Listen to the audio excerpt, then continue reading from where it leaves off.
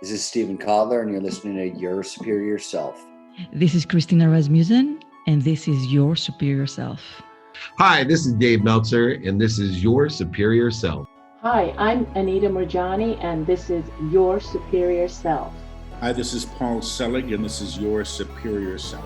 What's up, everybody? I'm Aubrey Marcus, and this is Your Superior Self.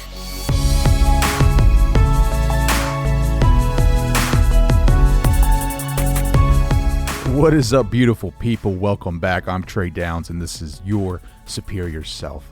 Thank you so much for downloading this episode. Thank you for taking the time to hang out with me today.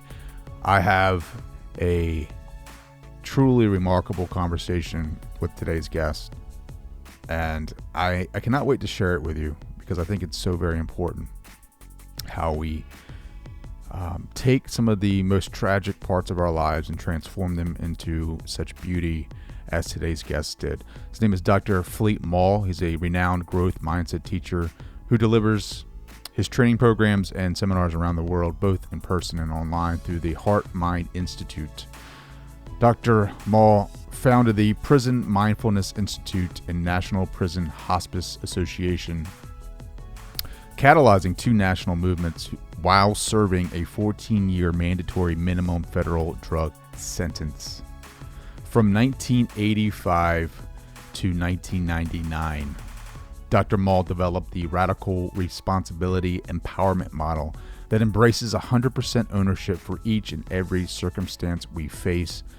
And that is the toughest part of, I guess, emotional intelligence, of radical responsibility, is looking inward and becoming more aware of your decisions, your choices, what you've created for yourself in this life, and taking ownership of that. It can be very, very hard because it's easy for us to write it off as someone else's fault. We want to automatically assign blame to other people in our lives for this reason, for that reason, for this, for that. This is why my life is not where it needs to be, is because of my childhood or my relationships or my career or my circumstances. It's all a facade, because at the heart of it is the truth that you are where you are is because of your decisions, because of the energy that you put out, because of the journey that you've taken for yourself. And I know it's hard, it kind of sounds cold, but if there's so much more power in that when you realize that, like, you're empowering yourself to change your mindset and create a new life for yourself with that conscious idea, with that radical responsibility. Because now you're free and more aware of the choices that you make and how much they impact your life. And we are also influenced by a lot of this subconscious programming that we've encountered throughout our lives, especially in our childhood, which is not an excuse, but helps us become more aware of that as well. And there are some great therapies out there that can help us understand some of those underlying conditionings, underlying, I guess, reasons why we make those decisions. And all it is just us becoming more aware.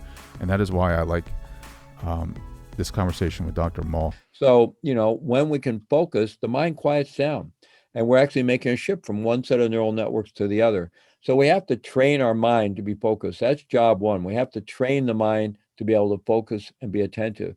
And then it's really just a process of being with our experience and, and letting all the junk that's in there that we've accumulated, just letting all that move through and unaccumulate and fall away. And, it's more about what we let go of. And it's really also, but we let go of it, not by wanting to get rid of it, by being willing to feel it. It's the willingness to actually be with our experience moment to moment, whatever it is, whether it's suffering, whether it's sadness, whether it's joy, whether it's anger, whether it's fear. It's the willingness to just be with it. And we have to train our mind to do that and open our heart to do that. But we're training ourselves as human beings to be fully alive in the world with our heart wide open. Heart wide open. How do you do that? How is it that we can live in a situation or a moment and have our hearts wide open and allow the allow it to play out and not judge it. There's so much discipline in that. And it starts with sitting down every morning and meditating and learning how to meditate, or learning what your best technique should be for yourself. I know everyone's different. I'm different. But I mean, that's a given, right? We're all different. But to know what it is when we're meditating, what we're trying to achieve.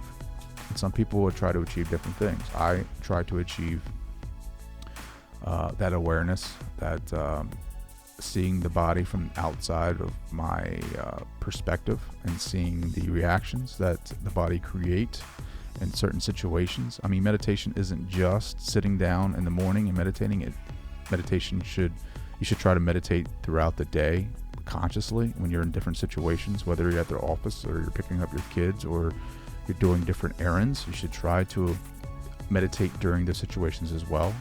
It doesn't mean you sit down in the middle of where you're at and, in the lotus position and try to, clear your thoughts. It's being in the environment that you're at and kind of looking at yourself from outside of yourself, if that makes sense, and seeing the interactions that you're having with different people and not judging those reactions or actions, and just seeing how your body reacts to that, and knowing that this is your choice to experience this situation in this moment, in this time, in a certain way.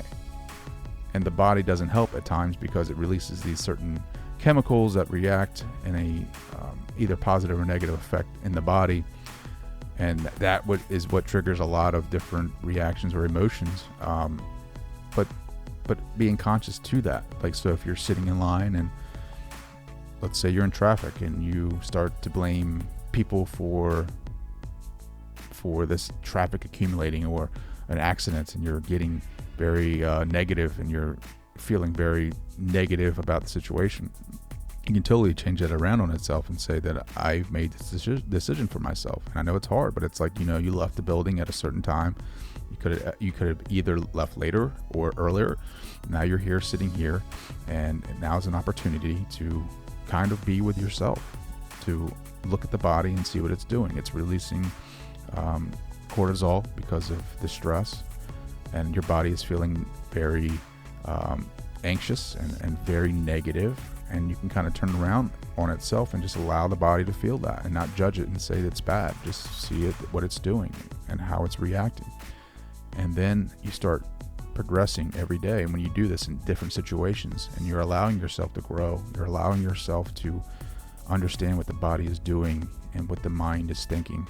And then you start progressing in your meditations a little bit further, and it takes you in a different path, and it takes you in a different journey, and you start applying it to not just different areas in your life. Now you can apply it to your life as a whole, and it turns into this different, beautiful oneness. Yeah, buddy. I mean, this is what I'm talking about. I love these types of conversations because this is the mentality that I take away from it. This is the ideas that I can apply to my own life. And I hope that you can too. So go to traydowns.com, leave me a message. Let me know how meditation has influenced your life, good or bad. I like to hear, I like to interact with everyone that sends me messages. Thank you. And also follow me on social media. I guess, well, not really social media because I don't know. I don't know what your thoughts are on Facebook and Twitter, but I prefer Instagram. So if you hit me up on Instagram at tdowns80, I will definitely send you a message back. I appreciate everyone who has done so. And I really enjoy hearing about your paths and your journeys and your practices spiritually and in life and in development. All of you are just so fascinating, and just it's so cool to be able to connect and reach out to you guys and interact. So yeah, without further ado, here is the great and powerful Dr. Fleet Maull.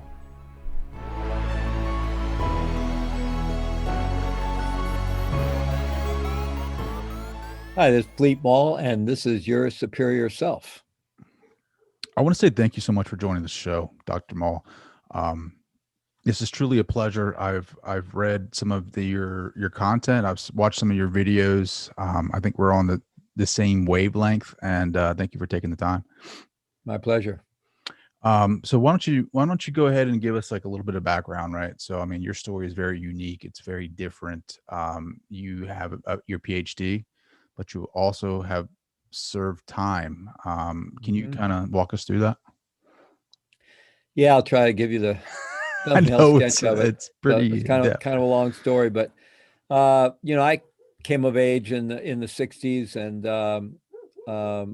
one of those baby boomers, and actually graduated from high school in 1968, which was a very, very tumultuous year in our country's history, kind of similar to what we're going through now, but even more so, really, with all of the assassinations, the Kent State killings, and at any rate, I was at that point kind of a classic angry young man, just stuff in my childhood, whatever, and I just went headlong into the counterculture of the time.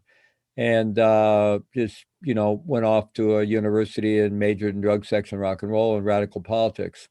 And, anything that would get the adrenaline pumping and that felt real, because I just completely lost. I felt so alienated to the world and the culture I was in, which was a process that started really early on in my childhood. It's just like, I remember my early childhood being really magical, and then all of a sudden the magic went away and it just went to gray tones. And I never made peace with that. So I was always looking for something. And so I was a natural seeker and a spiritual seeker, but I got caught up in all that craziness as well. And eventually, just to kind of get out of the craziness, I left the country and became an expat traveling in South America.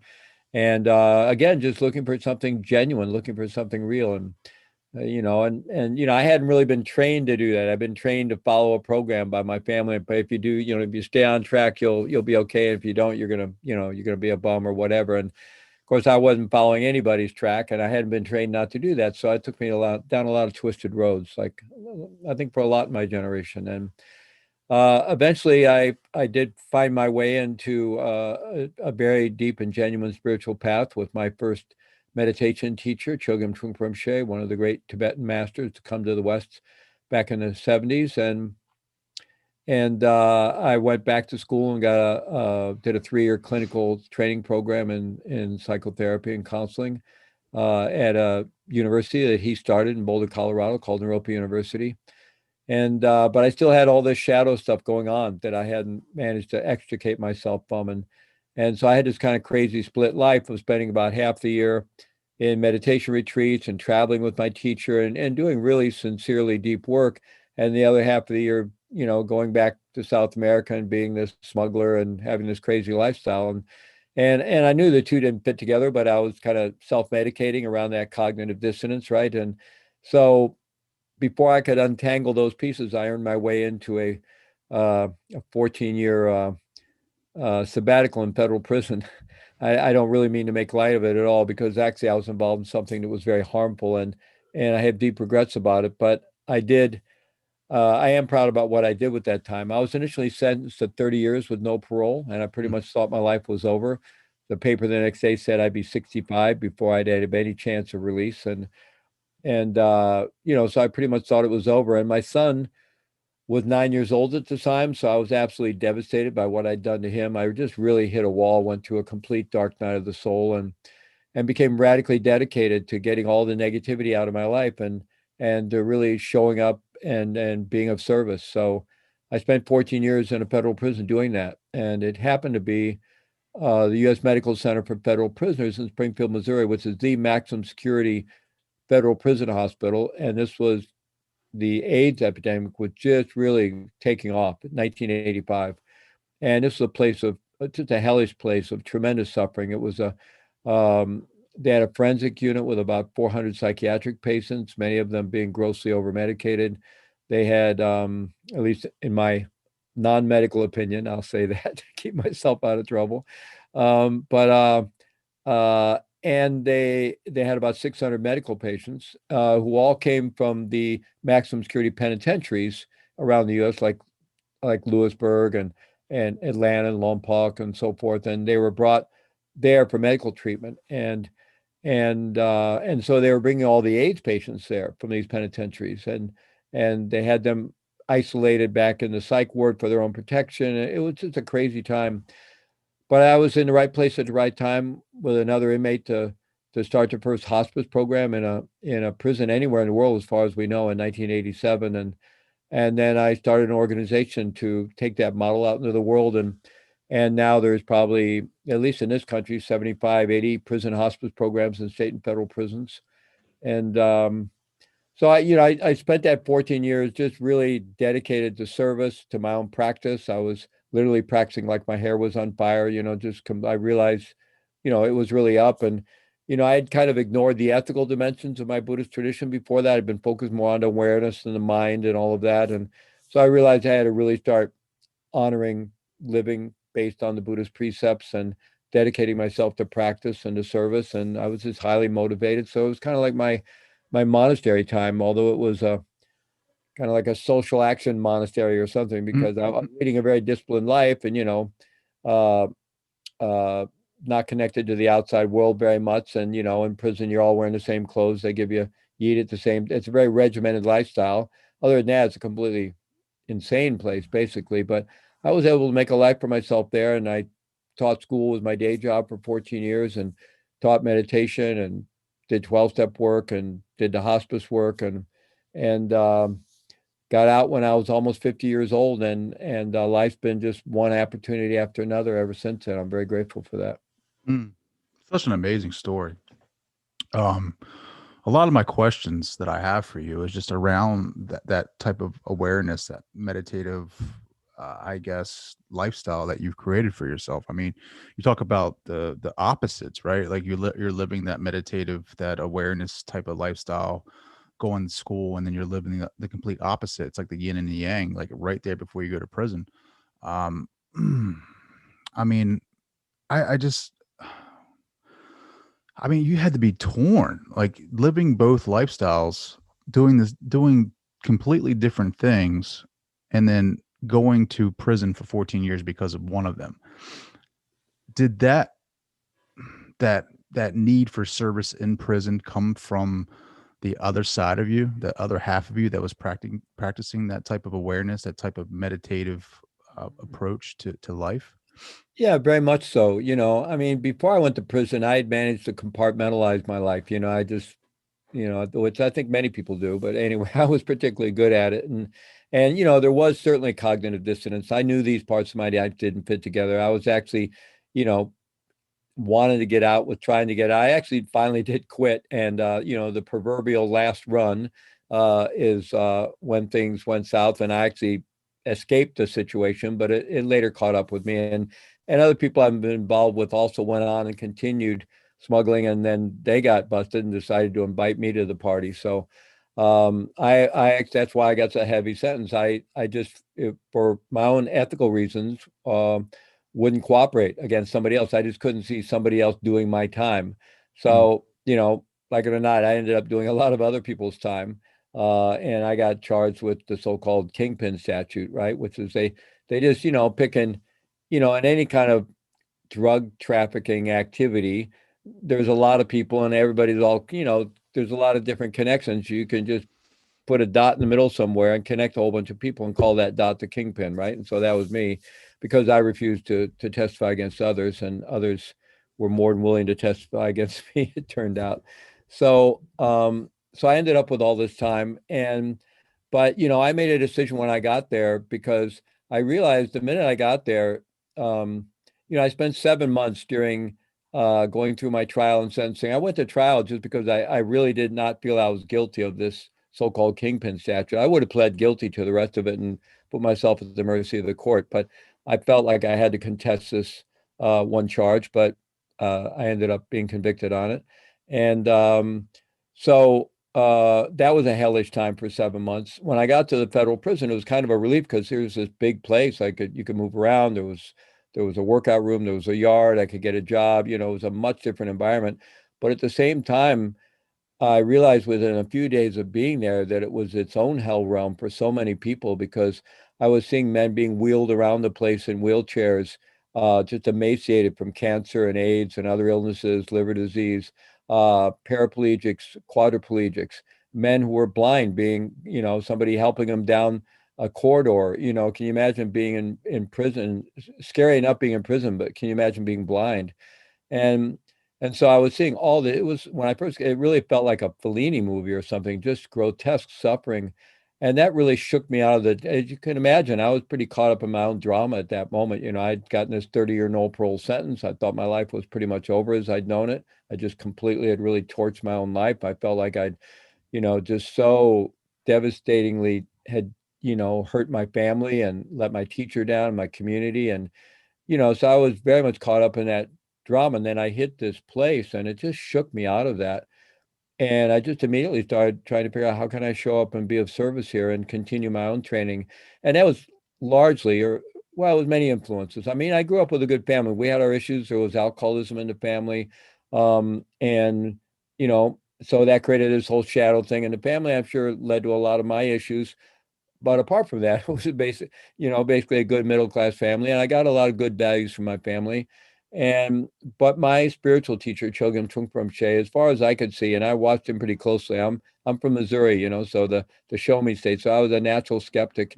And all I could ever see that 24/7, he was living in service of humanity, just living in service of helping others awaken. And so he was kind of like right there on my shoulder, and I don't think I could have done any less than just show up and serve in that place. And there was a lot of suffering. So it just kind of came quite naturally. And the other thing that I saw was that the culture in that prison, even among the general population inmates that I was part of, there was about 300 of us there who were just there to help run the place, work in food service or housekeeping or the welding shop or what have you. And I taught school. That was my day job for 14 years, helping other prisoners learn to read or get their GED or learn English and so forth. And so it was a world of culture among the inmate population, the prisoners, was just one of tremendous bitterness and anger. And everybody had a victim story. And it was like this ritual. When you met somebody, usually, you'd take a walk on the yard and then, they'd tell you their victim story and then you tell them your victim story, right? It was like the ritual, my ball partner screwed me over, my lawyer, this, that. And, after I went through that ritual one or two times, I really didn't want any more of that at all. I didn't want to hear my own story. I didn't want to hear their story, which wasn't very compassionate, but I didn't want to live that way. I certainly didn't want to come out of prison if I was lucky enough to survive that time, angry and bitter with a big victim story. And I really didn't want to live that way in prison. I'd had enough training and influence from my Dharma path. Thank goodness for that. So I realized that the only way through and out, if I was ever going to get out, was to embrace 100% ownership for having got myself into that. I mean, there was lots of people I could blame, all the people that kind of stuck me in the back, and the government, when they prosecute, they break all their own rules. They do everything illegal. I mean, they play hardball, right? And so there have been lots, I could add all kinds of stories going. And I just decided to make a clean boundary with that. I just cleave that right off.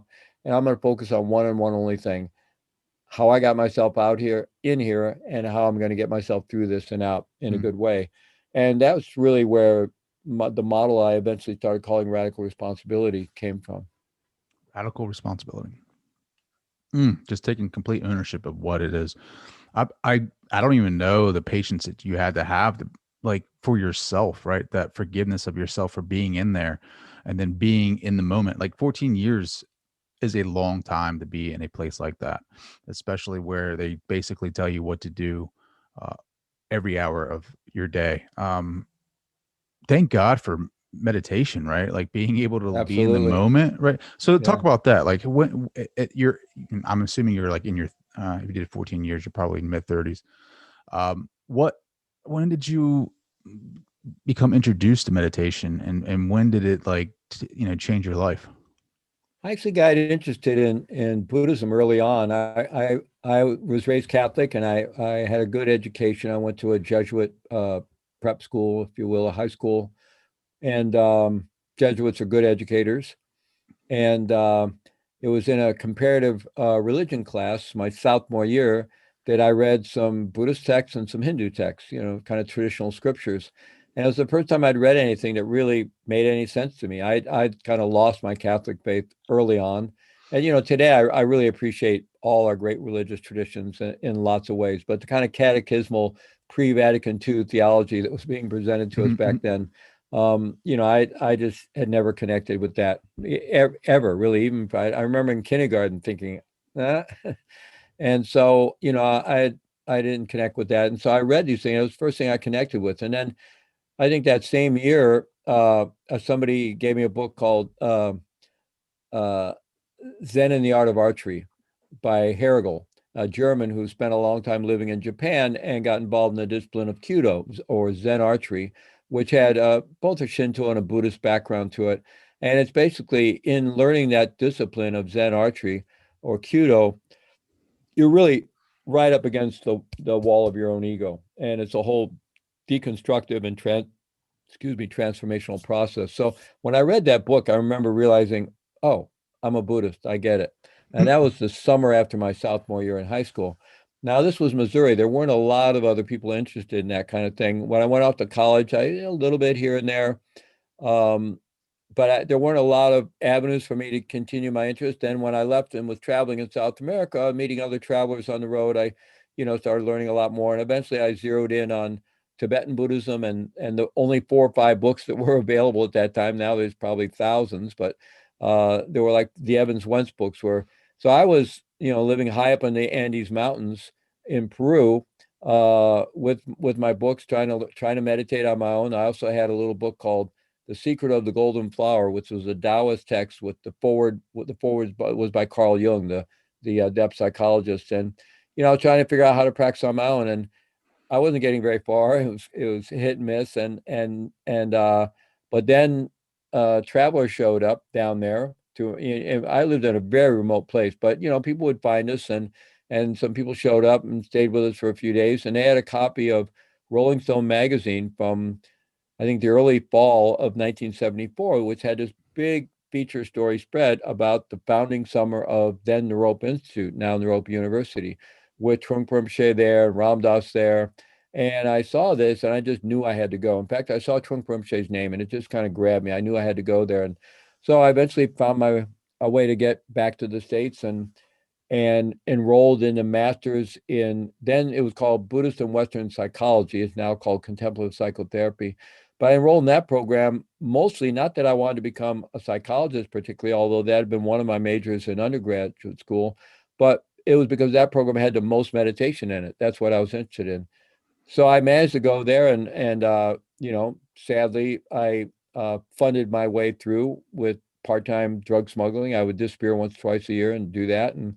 But I got through graduate school and through the process, connected with this tradition and with my teacher. And, so that's how that was like, so that began in my late 20s. So by the time I went to prison, I'd been training and practicing pretty deeply for about 10 years, although at the same time compartmentalizing it, not really applying it fully to my life it wasn't really till I went to prison that the compartmentalization stopped and I really totally embraced the path.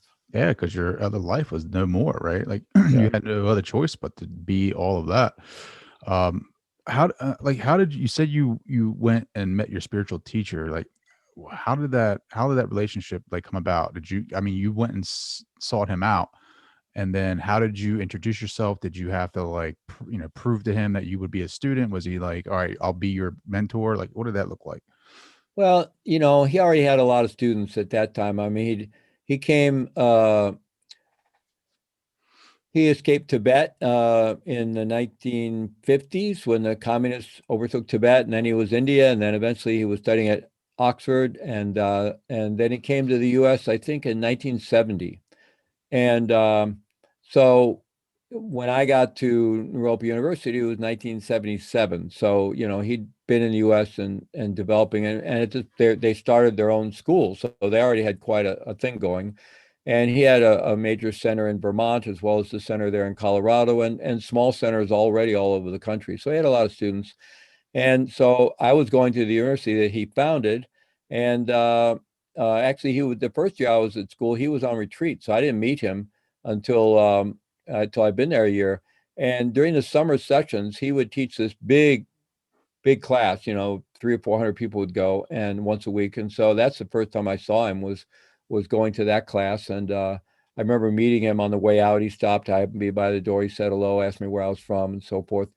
But a ways down the road, I I had a meditation instructor. I'd become part of that community, and everybody has a meditation. So I had another senior student who was my meditation instructor. And at one point he said, you really need to connect with Trungpa Rinpoche on a more personal level. And I said, well, how do you do that? He's got lots to do. What, I go knock on his door and say, hey, I want to connect with you? He said, I don't know, but you got to connect with it. So there was ways to participate in the service of his household, was one way to get connected, so I did that. And, eventually I met him and got, for whatever karmic reason, I don't know why, he kind of immediately drew me into his world. And I got close to him kind of quickly and became one of his personal attendants, and would travel with him and, spend a lot, I would do shifts over there. There were a number of us that did that. So once or twice a week, I would spend 24 hours on duty with him, kind of helping facilitate his, he was this Renaissance figure. He had students all over the country. He knew a lot of the iconic famous people of that era knew him. He was a real, the poet Ginsberg, and Dylan, and many people knew and connected with him. Trungpa Rinpoche was like this major iconic figure of the spiritual scene of the 1970s and 80s in the US. So he had a big thing going on. So I was one of the people who would help facilitate that. And then when he traveled, I would often go on the road with him. And I just kept this whole other world secret.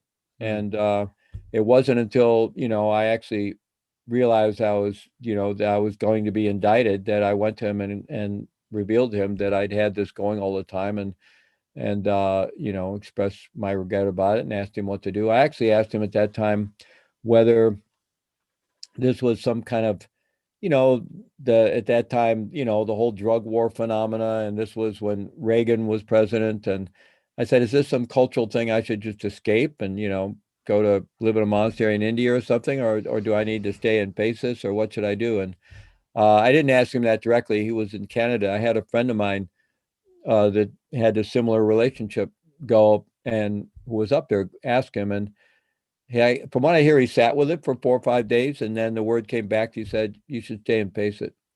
And he said, if you're on the run, it's going to be very hard for you to continue a Dharma path or continue to be my student. But even if they put you in prison for 20, 30 years, you can still practice and we can still work together.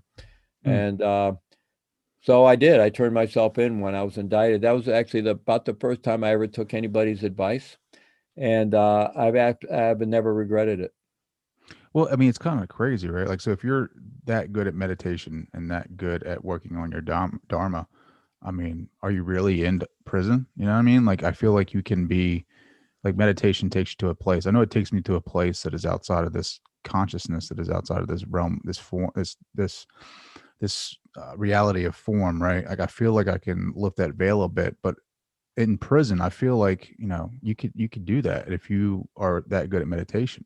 Could you do that? Our approach to meditation really isn't about getting outside of the world. It's about getting more into the world. Mm-hmm.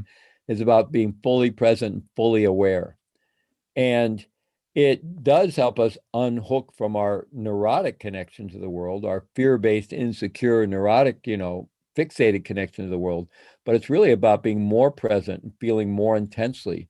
So for me, yes, I remember actually in one time looking out the window from my cell in prison, and there were these internal yards that I could see from there. Nobody went to. They were fenced off. They weren't the yard that you could go out and walk on and so forth. It was just kind of empty space between buildings and so forth. And I looked in there, I saw there were all these rabbits coming and going, and I thought, wow, they're running around playing. And I think I've seen that in other correctional environments. I think they tend to go there because other predators can't get inside. Somehow they get under the fence, but the other predators can't get at them, right? So at any rate, I'm looking at these rabbits, they don't even realize they're in prison, right? And then, when I would get out on the main yard, they'd had 21 trees and had some flowers, and it was kind of life-saving, and you could walk this track, and they had a softball field and a basketball court and a bocce court and things like that. And, I'd spend as much time on the yard as I was able to. And, the birds would be there. And I looked at the birds coming and going, roosting in the trees. They don't realize they're in prison either. So that, kind of a cognitive reframing that helped me realize that the whole thing about prison, not prison, is somewhat a state of mind. Sure. But at the same time, I don't want to be too transcendental about that, because prison is a hellish environment. Sure. there isn't a day that goes by that you don't end up having at least a half dozen, if not many more encounters, either with the correctional officers or your fellow prisoners, that are incredibly demeaning, just incredibly dehumanizing and demeaning. So it's really an awful place. And I want to be clear that I've had many people interview me over the years, and sometimes they say, well, prison seemed to have really worked for you. And in some ways it was an ideal place for my journey of transformation. But for most prisoners, it's not. They come out worse than they went in. It's a very dehumanizing, debilitating environment. I was lucky. I went in with a lot of strengths. I went in with a lot of training, a lot of practice, and a lot of strengths.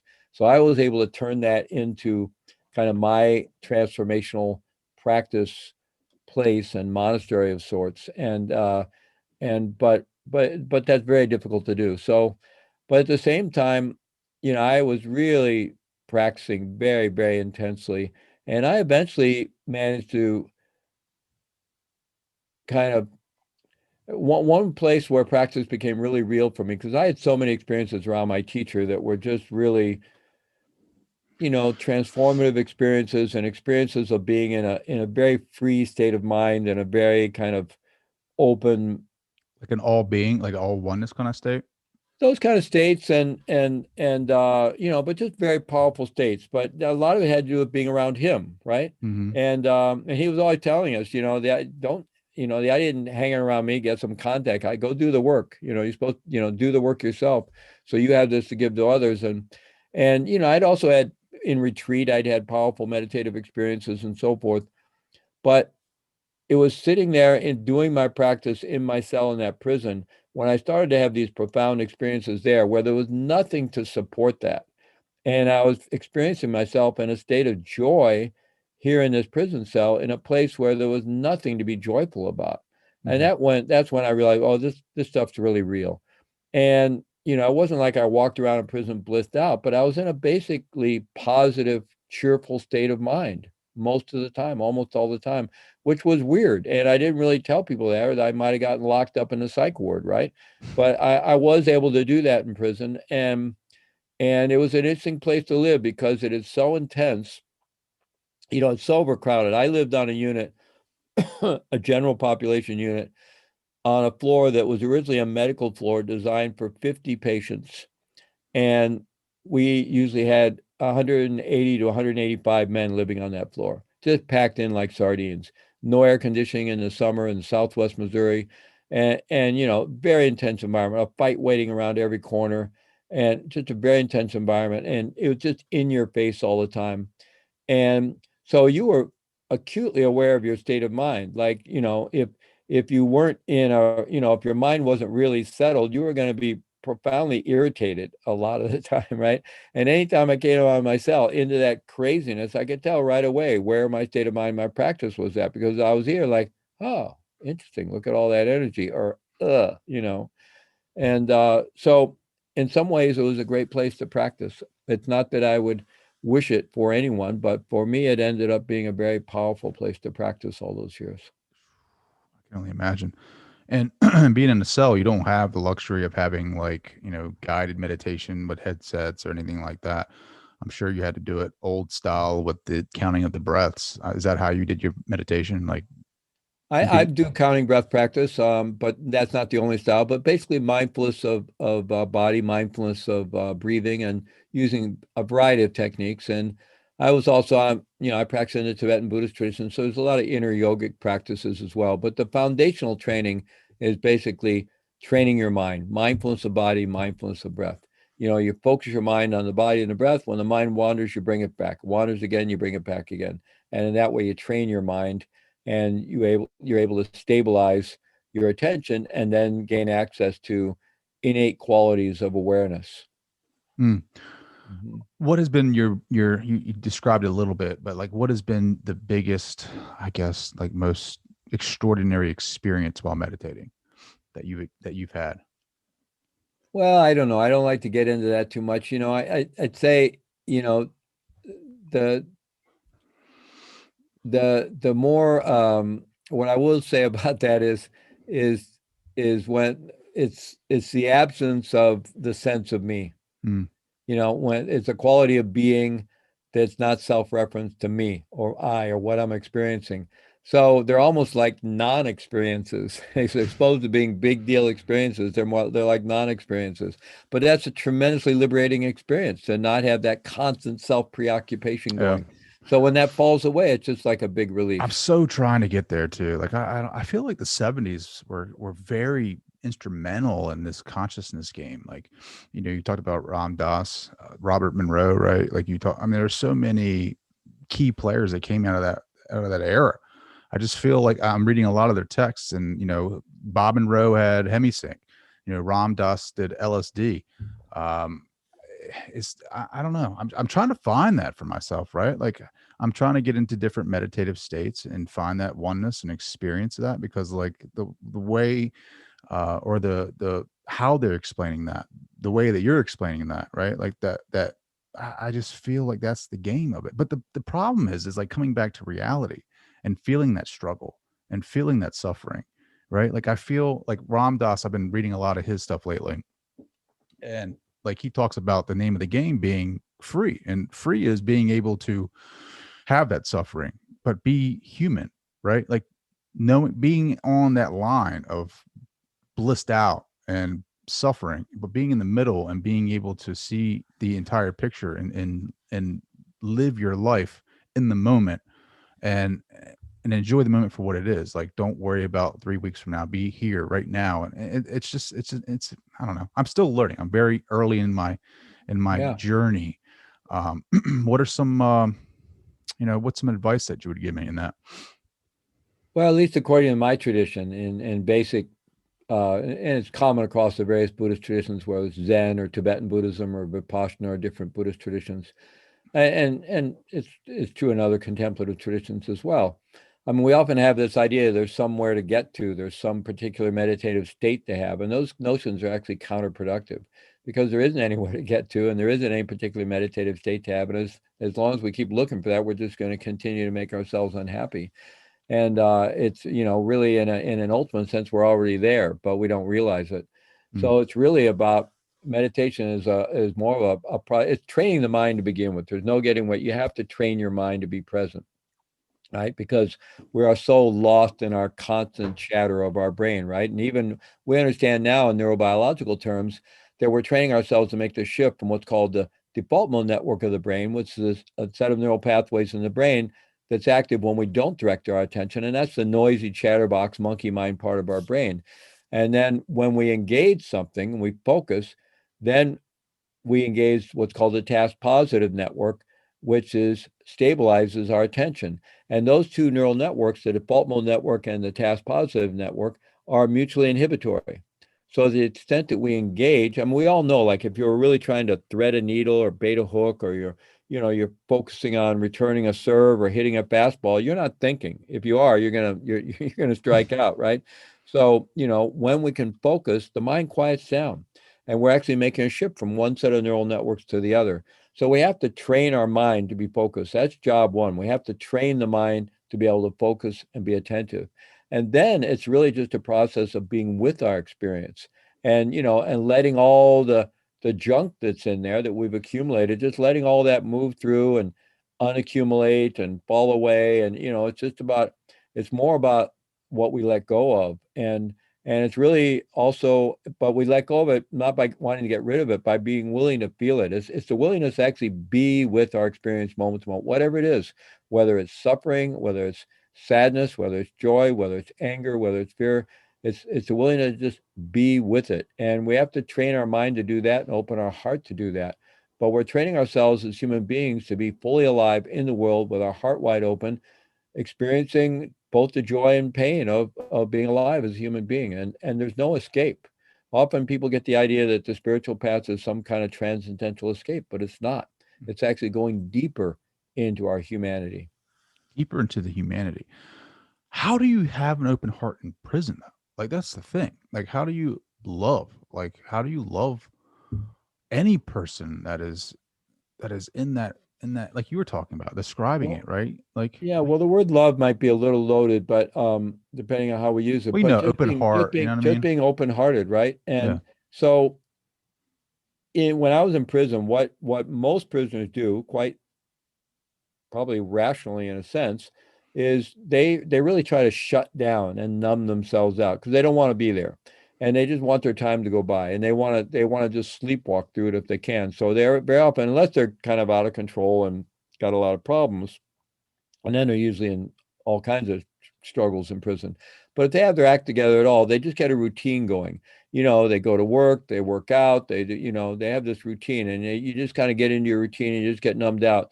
And I met a lot of prisoners who didn't even like to have visits very much, because you go spend a day in the visiting room with your family or your wife or your kids, and suddenly it opens you wide open again. You go back into the prison and you're suffering again. And it takes you a week to get yourself numbed out again, right?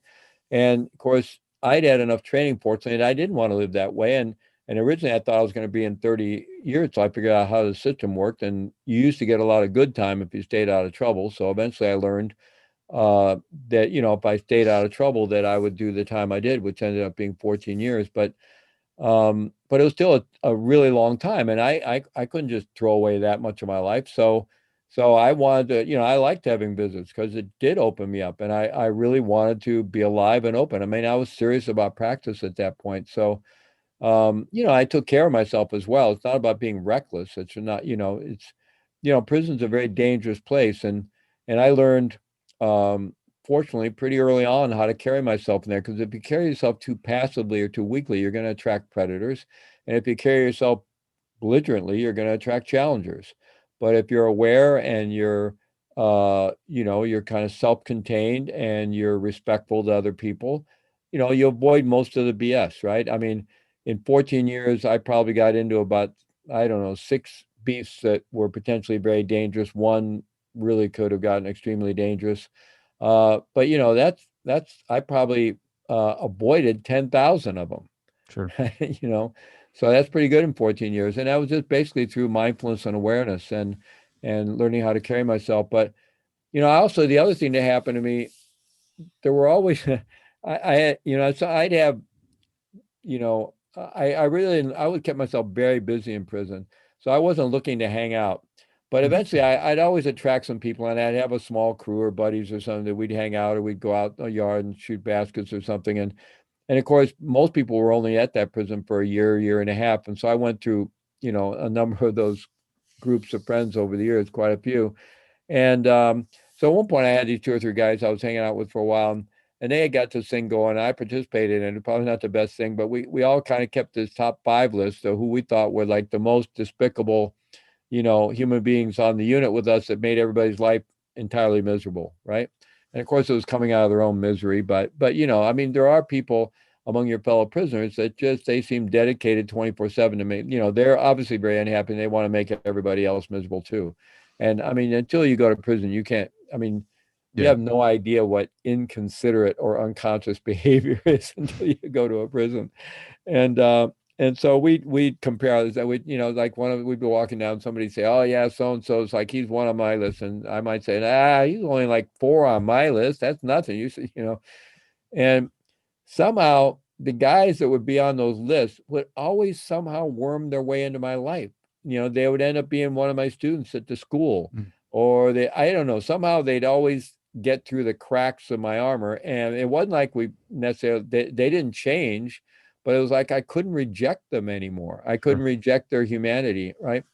And so it was just kind of like that. If you're open to it, and in some ways prison can be for me, it was, I think, an incredibly humanizing place, although that was clearly only because of the context I held and the practice I had. Otherwise, it's an incredibly dehumanizing place.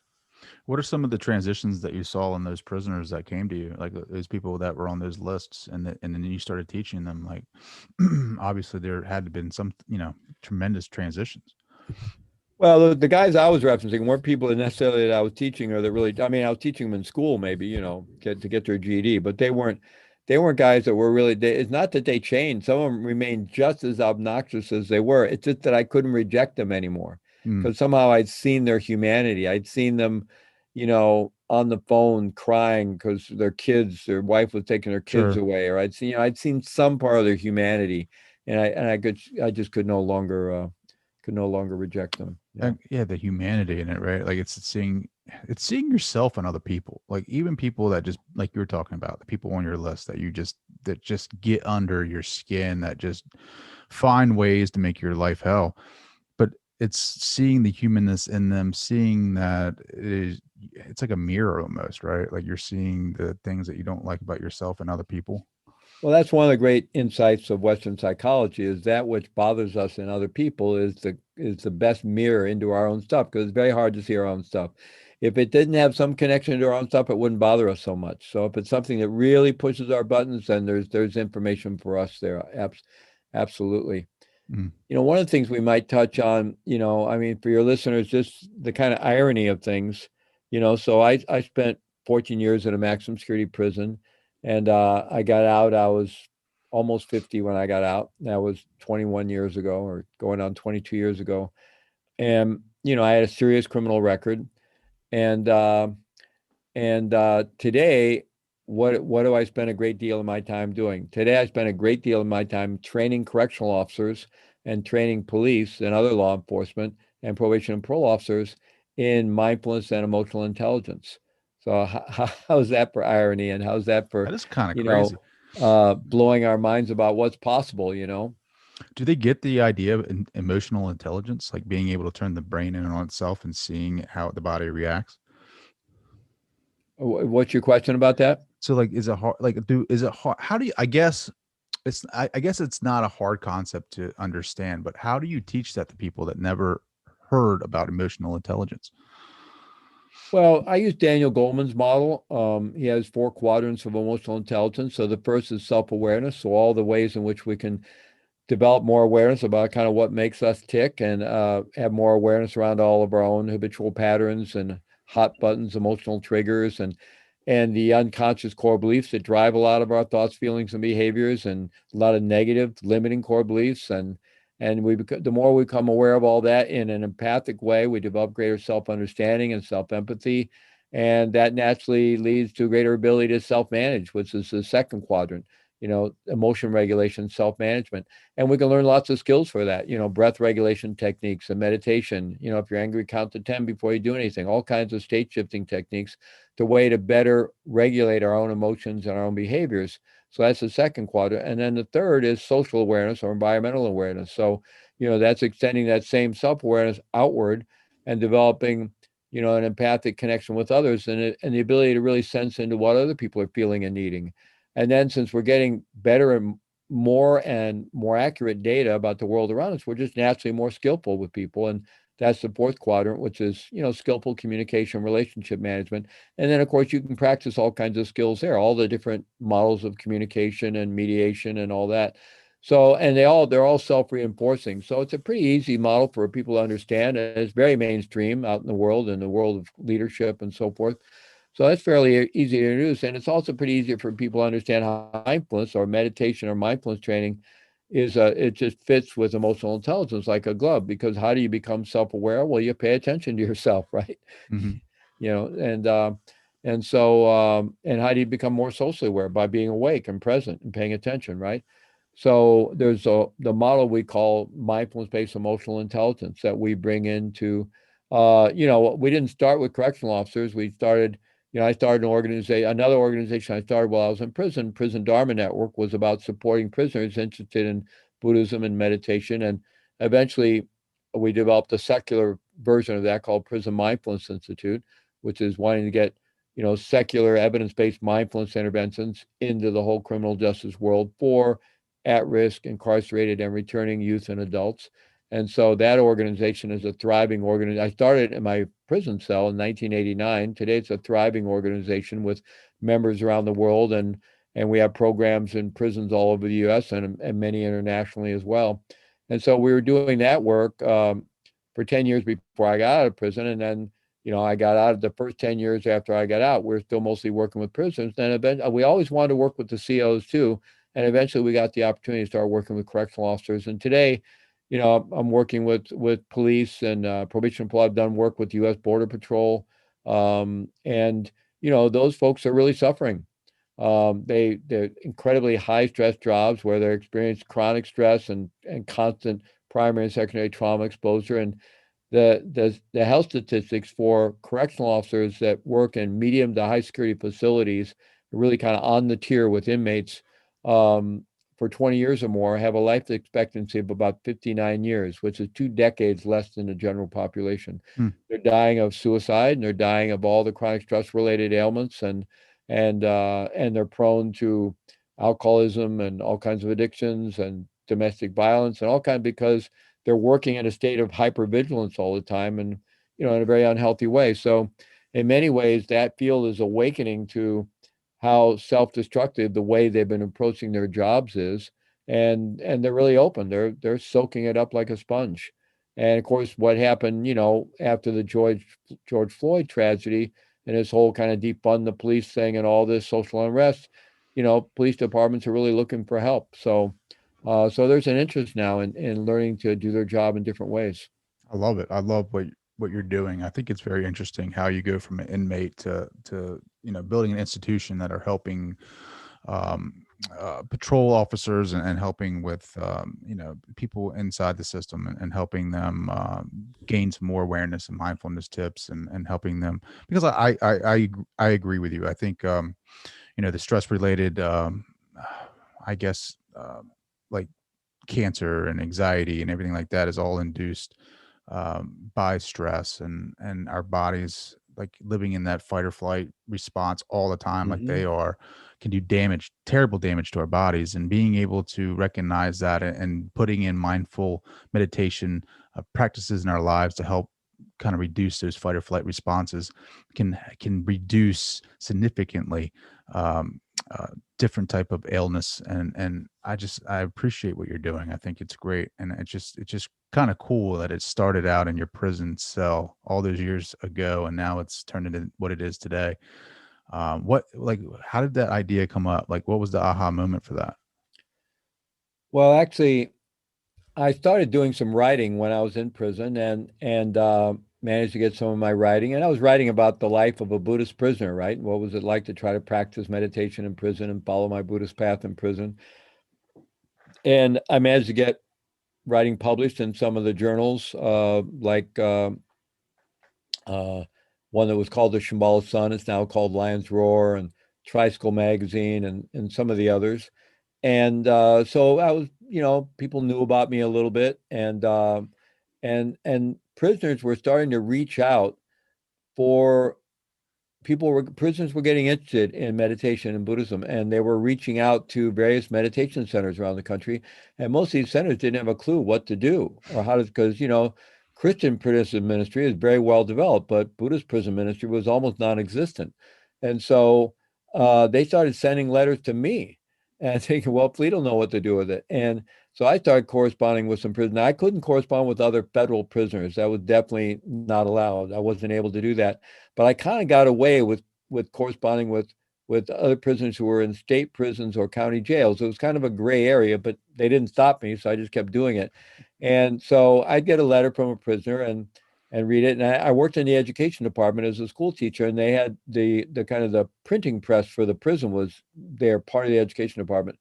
And so I could bring one of the magazines down there and get an article on meditation copied. So I'd do that and fold it up and write a note and put it in a letter and mail it off to this prisoner. And I'd be putting that together, and I'd be kind of in a state of bliss. And I remembered reading Joseph Campbell's work, follow your bliss. And I thought, well, maybe I'm meant to stuff envelopes, but it was joyful, because I realized, when you're in prison, getting a letter, I mean, when you go to mail call every day, and junk mail is better than no mail, it's like, you get no mail, it's like nobody loves me today, right? So and I knew they'd get this letter, and they'd get they'd be very happy to get this and get this information about how to start meditating. So I was doing that, but I very quickly realized the need was much bigger than anything I could do on my own. So I started doing some research and figuring out how to start a nonprofit organization. And then there was a Nepalese guy in the prison who was coming to the meditation group that I started, and his brother was in another prison, and his brother had a girlfriend on the outside. And so they put us all in touch. And the girlfriend agreed to kind of be my mail drop. So I would mail stuff to her, and she would mail it to the IRS, to get the nonprofit approved. And then, I reached out to some friends on the outside, raised $1,000, $1,500, and we were able to get this nonprofit going. And I was just connecting through her. She was doing the work, and I was kind of directing it, and we were connecting outside Buddhist teachers and even just students with a mature practice to become correspondents with prisoners, and then also getting people to donate books and sending books to prisoners. And she did it for a couple of years and then burned out. And then a close friend of mine who worked at a major publisher, Shambhala Publications, he took it on, and he coordinated it for the next I guess, I don't know, 10 years or something until I got out. And then I when I got out, I released to Boulder, Colorado, and started it up again. And then it really began taking off. Then it was a very small little volunteer operation, with a budget of $4,000 or $5,000 a year at that point. But today it's it's a very, very robust organization, and it's just built up over the last 22 years. Did you get your PhD after prison or during, when you were in it? Well, both. I had a master's degree when I went in, and at one point I wanted to see if I could get my doctorate, and I actually got approved to do my doctorate through the Union Institute, which I would have, if that had gone through, I would have gotten it while I was in prison, because it was a time-limited 2-year program. And the Union Institute it's semi-residential, and you have to go place, and you go there with other learners, but they do that all around the place. So they were going to do a group in the prison for me, bring outside people, come in and do that part with me. But then the warden didn't approve it. He thought it was too much hassle for program for one prisoner. And so I kept searching, and I ended up doing it through another university that didn't have that residential requirement. And I did all the coursework while I was in prison. And I submitted my dissertation proposal and got that approved. But then I got out and got busy and never got back to it. And then I had to get reinstated and still didn't get back to it. I got reinstated again, still didn't get it done. And then I went to get reinstated a third time, and they said, that's okay. That's it. We're going to give you a deadline. I remember it was like May 18th of I guess it was 2018 or 2019. I don't remember. And you got to get it done or you're done. And so I started all over with a whole new dissertation, because what I've been doing before was no longer relevant, and I would have to have redone all the research anyway. So I finally got it. I finally got it done in either 2018 or 2019. And Wow. So it was part in, part out. What was your dissertation on? It was actually on the work of correctional officers. So it was called toward the development of a structured intervention for enhancing wellness and resiliency in correctional officers. Wow, that is it was basically designing a mindfulness-based wellness and resiliency program for correctional officers out of the existing psychosocial and neurobiological research on mindfulness, on well-being, and on resilience, and on correctional officer How many health. pages was that? It's 160 or something like that. I cannot. That's just amazing. So I'm going back to school. Psychology is my minor. Business is my major. But I want to get my PhD in psychology. I don't know what yet. Maybe transpersonal. I don't know. But I just did my first research paper on praising. Adult praise on children. And it was just a short research paper, but 100 and some pages. Like mine wasn't that long. It was maybe like, I don't know, 15 pages, but it was all research. Much respect to you. Like 100 and some pages of a dissertation takes a lot of work, a lot of research, a lot of time. I'm sure you had, over 100 sources. Wow. That's amazing. I mean, your story is truly amazing. And I can't thank you enough for coming on this show. Well, it's my pleasure, Trey. I'm happy to be here and happy to connect with your audience. Yeah. How can people get a hold of you and find your book? Well, the book is, you can find that at radicalresponsibilitybook.com, radicalresponsibilitybook.com, and you can read all about there and see all the accolades from people like Daniel Goleman, the founder, the author of Emotional Intelligence. And you can get a free chapter right there in the book, a free first chapter right there on that website. So radicalresponsibilitybook.com. And then my main website is just fleetmaull.com, pretty easy to remember. And if people are interested in my courses, I have an institute called Heart Mind Institute. So it's heartmindinstitute.co, not com, but co. So www.heartmindinstitute.co. And then if they want to learn about the prison work, it's prisonmindfulness.org, prisonmindfulness.org. Awesome. Dr. Maull, thank you so much for joining. This has truly been a pleasure. I can't wait to follow your story and read the book, Radical Responsibility. Thank you so much. Great. Thank you, Trey.